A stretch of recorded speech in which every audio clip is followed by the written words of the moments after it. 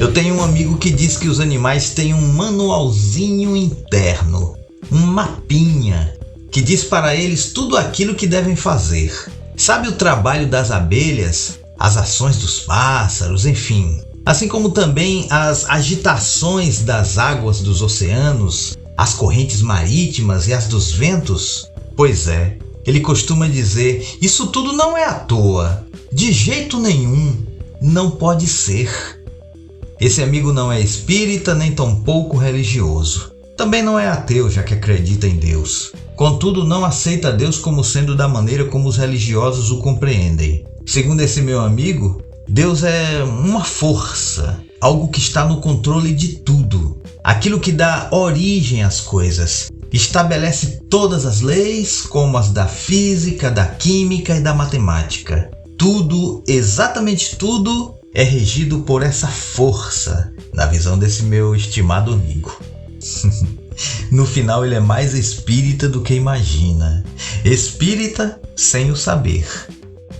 Certa feita ele me disse que se um dia tivesse que se tornar religioso, com toda certeza escolheria ser espírita. Porque diante de tudo que eu lhe digo, é o espiritismo aquilo que está mais próximo da realidade.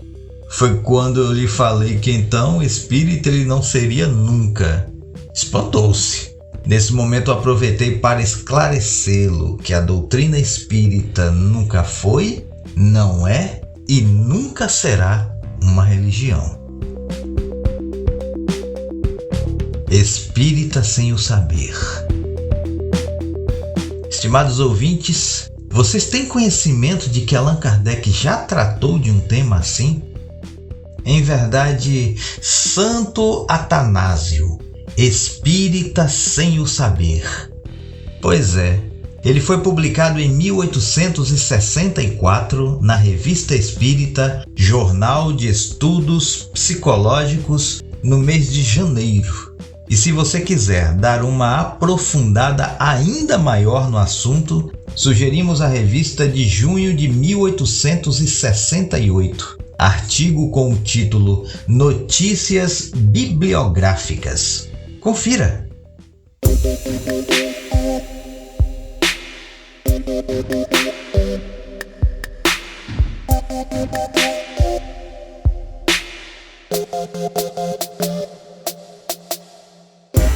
E dizem por aí o tempo todo, isso aqui é doutrina espírita, aquilo ali é doutrina espírita, aquilo acolá é doutrina espírita.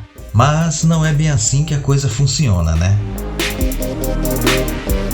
Na Revista Espírita, Jornal de Estudos Psicológicos, de abril de 1858, Allan Kardec vai falar do espiritismo entre os druidas. Já na revista de janeiro de 1868, encontraremos o título O Espiritismo ante a História e a Igreja, sua origem, sua natureza, sua certeza, seus perigos, onde nosso chefe espírita tratará também do espiritismo na antiguidade.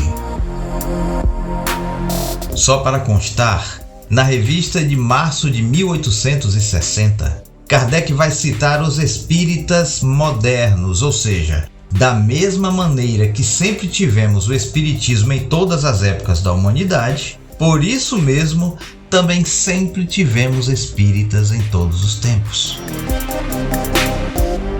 Na revista de abril de 1862, o codificador falará sobre o espiritismo atual e espiritismo moderno.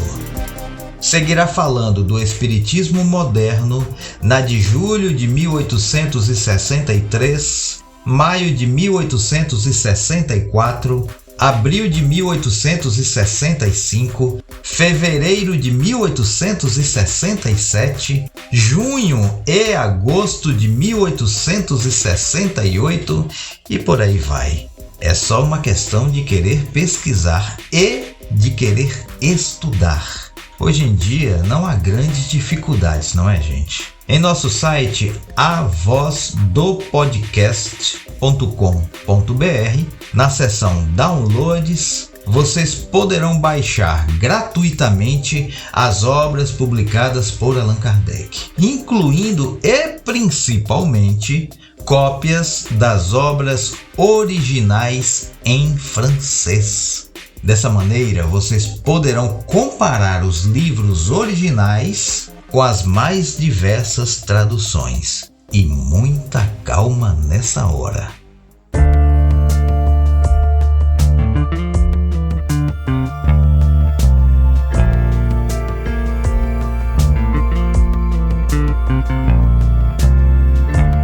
Mas voltando ao nosso assunto, o espiritismo que tratamos em nossos podcasts é o codificado por Allan Kardec, ou seja, a doutrina espírita. Não tratamos aqui do espiritismo segundo tal médium ou do espiritismo segundo tal espírito, justamente porque não nos interessa. Não é esse o foco dos nossos estudos. É preciso saber diferenciar as coisas. É fundamental entender que o espiritismo, enquanto doutrina, enquanto ciência e filosofia, existe somente e apenas aquele que Kardec organizou.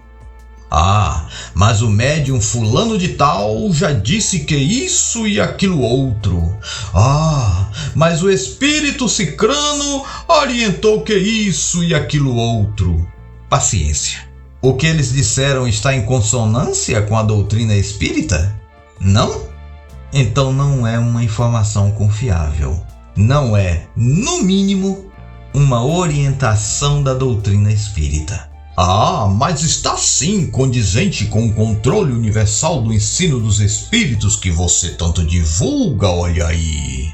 Ok, então eu pergunto, se está em consonância com o que trouxeram os espíritos superiores, juntamente com Allan Kardec e com a condução do Espírito da Verdade, qual seria a novidade da informação, pois que já consta nas publicações do codificador?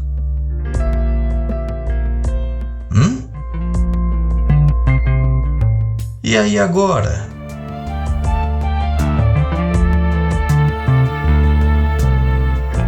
Revista Espírita, abril de 1869, somente para lembrar. As comunicações dos espíritos são opiniões pessoais que não devem ser aceitas cegamente.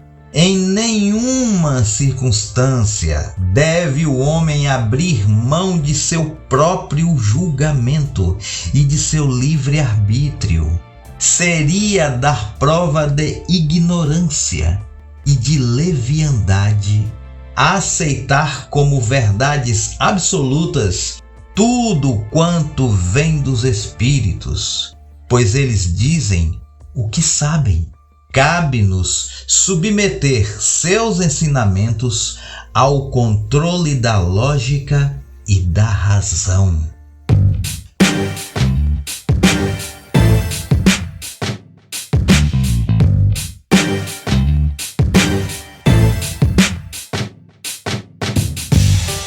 Quando o mesmo princípio é ensinado em muitos pontos por diferentes espíritos e médiuns estranhos uns aos outros e isentos de idênticas influências, pode-se concluir que ele está mais próximo da verdade do que aquele que emana de uma só fonte e é contradito pela maioria. Allan Kardec. O que é o Espiritismo? Se não quisermos ser vítimas desses espíritos levianos, é necessário julgá-los. E para isso temos um critério infalível: o bom senso e a razão. Allan Kardec, Revista Espírita, Jornal de Estudos Psicológicos, fevereiro de 1859. E para finalizar, o clássico alerta do Espírito Erasto em O Livro dos Médiuns ou Guia dos Médiuns e dos Evocadores. Nunca o repetirei demasiado. Não aceiteis coisa alguma às cegas. Seja cada fato submetido a um exame minucioso, aprofundado e severo.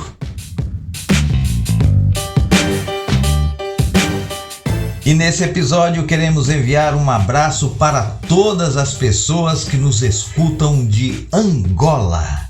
Nos ouvem da província Luanda.